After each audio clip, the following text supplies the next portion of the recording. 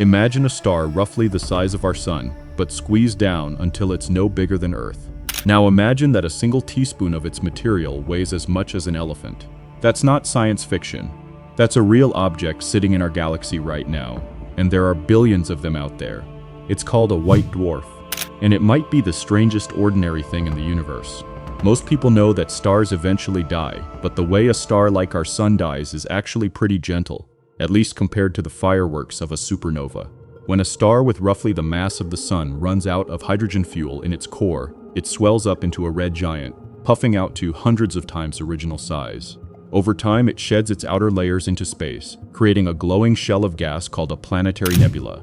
What's left behind, sitting at the center of all that expelled material, is the star's core, hot, dense, and no longer capable of nuclear fusion. That leftover core is the white dwarf. Here's where things get genuinely bizarre. A white dwarf packs roughly the mass of the sun into a sphere about the size of Earth. To put that in perspective, the sun is about 100 times wider than Earth.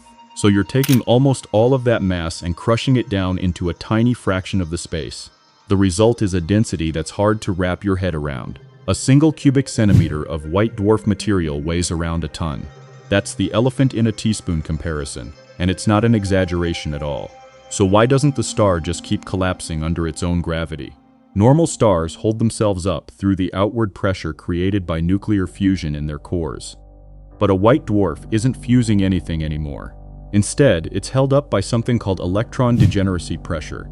Without getting too deep into quantum mechanics, the basic idea is that electrons resist being squeezed too close together. There's a quantum rule that says you can't cram two electrons into exactly the same state, and as gravity tries to compress the star further, the electrons push back with enormous force. That resistance is strong enough to balance out gravity and hold the whole star up, even without any fusion happening at all. It's a strange kind of support system, one built entirely on quantum rules rather than heat and burning fuel. There's a limit to this, though. If a white dwarf's mass creeps above about 1.4 times the mass of the sun, a threshold known as the Chandrasekhar limit, even electron degeneracy pressure can't hold the line anymore. Past that point, the star collapses further, and depending on the circumstances, can trigger a runaway nuclear reaction that blows the whole thing apart in a type of supernova. These particular explosions are incredibly useful to astronomers because they tend to have a very consistent brightness, which means scientists can use them as cosmic measuring sticks to figure out distances across the universe. In fact, this exact phenomenon played a central role in the discovery that the universe's expansion is speeding up rather than slowing down. White dwarfs also have a pretty long history in astronomy. The first one identified was a companion to Sirius, the brightest star in our night sky, back in the 1800s. Astronomers noticed Sirius wobbling slightly as it moved and figured there had to be a hidden companion pulling on it gravitationally. When that companion, now called Sirius B, was finally observed directly, it turned out to be shockingly small and dim for how much mass it seemed to have. At the time, nobody had any framework for explaining an object like that. It took decades of progress in physics, particularly in understanding quantum mechanics, before scientists could actually explain how something so small could hold that much mass without collapsing completely. A white dwarf doesn't have a lot of dramatic behavior once it forms, at least not on its own. It's not fusing fuel, so there's no ongoing energy production happening inside it. What it has instead is leftover heat, slowly radiating away over unimaginably long timescales, sometimes stretching across many billions of years. As it cools, it gradually dims and its color shifts, eventually theoretically becoming what's called a black dwarf, an object so cold it no longer glows in visible light at all. Here's the interesting part, though. The universe isn't old enough yet for any black dwarfs to actually exist. Even the oldest white dwarfs out there are still cooling, so this is a purely theoretical endpoint for now, one nobody has ever actually observed.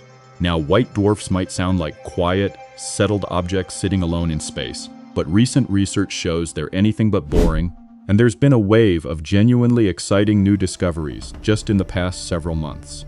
One of the most striking comes out of a study using the Hubble Space Telescope alongside the Swift Observatory.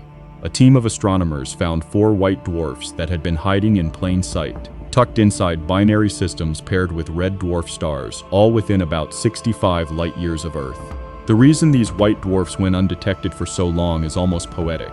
Their red dwarf companions were simply too bright and too close, completely drowning out the fainter white dwarf's light when viewed through normal visible light telescopes.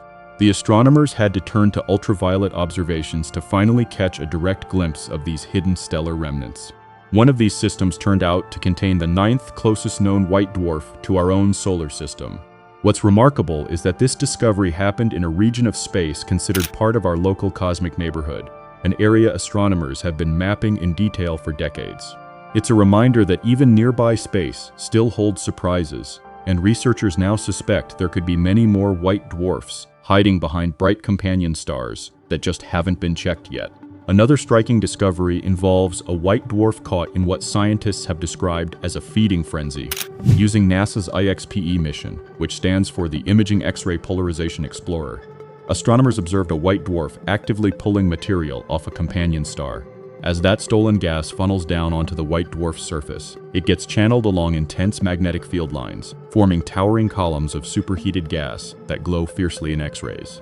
These structures are far too small and distant to photograph directly with any existing telescope, but by measuring the polarization of the X-ray light, meaning the orientation of the light waves themselves, scientists were able to map out the shape and behavior of these columns with remarkable precision.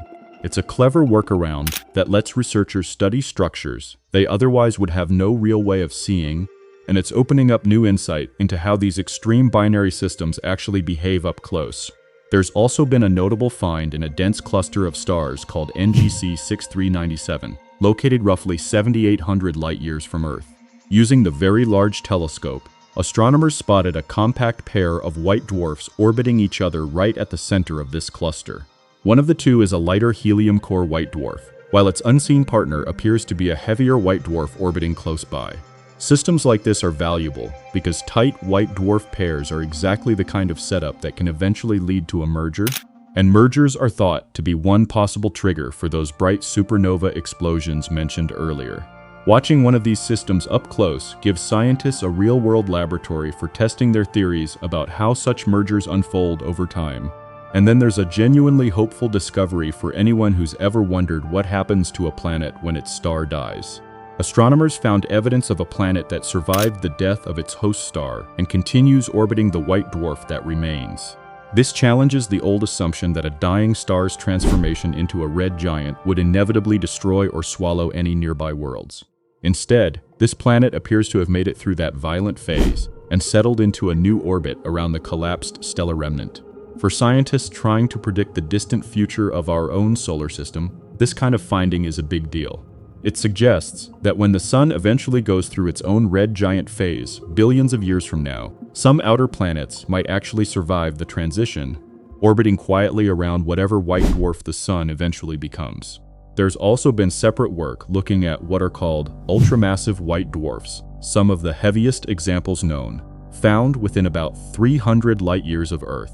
Researchers studying these objects noticed unusual cooling patterns, where certain white dwarfs seem to take far longer to cool than expected, likely because they formed through the merger of two smaller white dwarfs rather than through the normal single-star process. Oddly, the ones that show the longest cooling delays don't display the strong magnetism or rapid rotation that scientists originally expected from merger remnants, which is prompting researchers to rethink some of their assumptions about exactly what happens when two white dwarfs collide and combine. Taken together, these discoveries paint a much richer picture of white dwarfs than the old idea of them as simple, inert stellar corpses drifting quietly through space.